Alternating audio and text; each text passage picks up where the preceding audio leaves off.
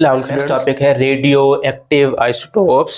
देखिए, जैसे हम पहले पढ़ चुके हैं कि आइसोटोप में इनकी फिजिकल प्रॉपर्टीज सेम नहीं हो। ये भी हमारे पास एक और उसी बात की एक्सप्लेनेशन आ रही है कि आइसोटोप की प्रॉपर्टी सेम नहीं होती।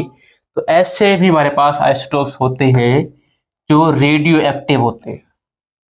क्या मतलब है कि हमारे पास कुछ आइसोटोप्स ऐसे हैं जिनके न्यूक्लियाई स्टेबल नहीं होते, यानी उनमें उनकी औकात से ज्यादा एनर्जी आ जाती है।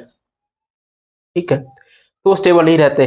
आपने देखा होगा कुछ लोग भी ऐसे होते हैं कि उनकी औकात ज्यादा, उनके पास कोई चीज आ जाए तो वो भी स्टेबल नहीं रहते, वो उछलने लग पड़ते हैं। तो इनका मामला ऐसा ही है कि ये भी ऐसे आइसोटोप्स हैं कि इनकी औकात से ज्यादा इनके पास एनर्जी, एक्सेस एनर्जी आ जाती है। तो ये उस एक्सेस एनर्जी की वजह से अनस्टेबल हो जाते हैं और इन्होंने दोबारा स्टेबिलिटी गेन करने के लिए इनको वो एक्सेस एनर्जी रिलीज करनी पड़ती है, एमिट करनी पड़ती है। तो एक्सेस एनर्जी एमिट करने से ये अगेन स्टेबिलिटी को गेन कर लेते हैं। तो इस प्रोसेस को, जिसमें हमारे पास रेडियो एक्टिव आइसोटोप्स अपनी एक्सेस एनर्जी एमिट करते हैं रेडिएशंस के फॉर्म में, शुआओं के फॉर्म में, रेज के फॉर्म में, तो इसे हम कहते हैं रेडियो एक्टिविटी। और जो हमारे पास आइसोटोप्स हैं जो ऐसा काम करते हैं, एनर्जी रिलीज करते हैं डिस्टेंस के फॉर्म में, डिस्टेंस के फॉर्म में जो एनर्जी रिलीज करते हैं, तो उन्हें हम कहते हैं रेडियो एक्टिव आइसोटोप, जो अपनी एक्सेस एनर्जी एमिट करते हैं in form of radiation. Process की बात करते हैं तो इसे हम नाम देते हैं रेडियो एक्टिविटी का। और अगर हम बात कर रहे हैं किसी आइसोटोप की, वो आइसोटोप जो एनर्जी रिलीज करता है एनर्जी रेडिएशन की फॉर्म में, तो उस आइसोटोप को हम कहेंगे रेडियो एक्टिव आइसोटोप। हमारे पास इसकी एग्जांपल है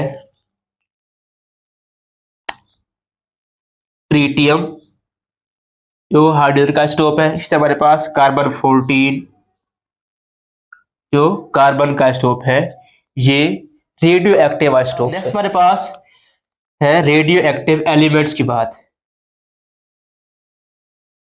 अब रेडियो एक्टिव एलिमेंट्स ये भी एनर्जी रेडिएशन की फॉर्म में एमिट करते हैं।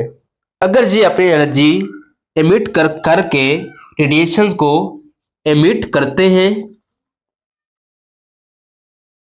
लेकिन रेडिएशन एमिट करने के बाद ये दूसरे एलिमेंट में कन्वर्ट हो जाते हैं, ट्रांसफॉर्म हो जाते हैं, यानी चेंज हो जाते हैं दूसरे एलिमेंट में, तो इस प्रोसेस को हम कहेंगे radio active decay. Radiation release करके ट्रांसफॉर्म हो जाते हैं दूसरे एलिमेंट में। अब जब नेक्स्ट एलिमेंट जिसमें ये ट्रांसफॉर्म हो रहे हैं, तो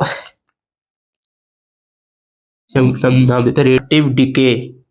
नेक्स्ट एलिमेंट जिसमें ये ट्रांसफॉर्म हो रहे हैं, चेंज हो रहे हैं, वो एलिमेंट हो सकता है वो भी स्टेबल ना हो और वो भी रेडियोएक्टिव हो, और ये भी हो सकता है कि वो नेक्स्ट एलिमेंट स्टेबल हो।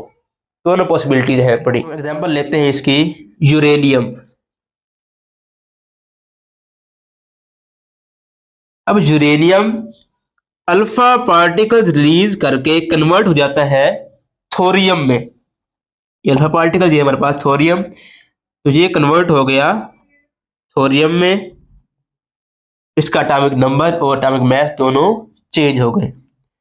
अब ये जो थोरियम है, ये हमारे पास स्टेबल आइसोटोप नहीं है, बल्कि स्टेबल एलिमेंट नहीं है, बल्कि हमारे पास रेडियो एक्टिव एलिमेंट है। अब ये थोरियम अगेन ये रेडियो एक्टिव डिके करेगा, बीटा रेडिएशन एमिट करेगा और ये कन्वर्ट हो जाएगा प्रोटेक्टिनियम में।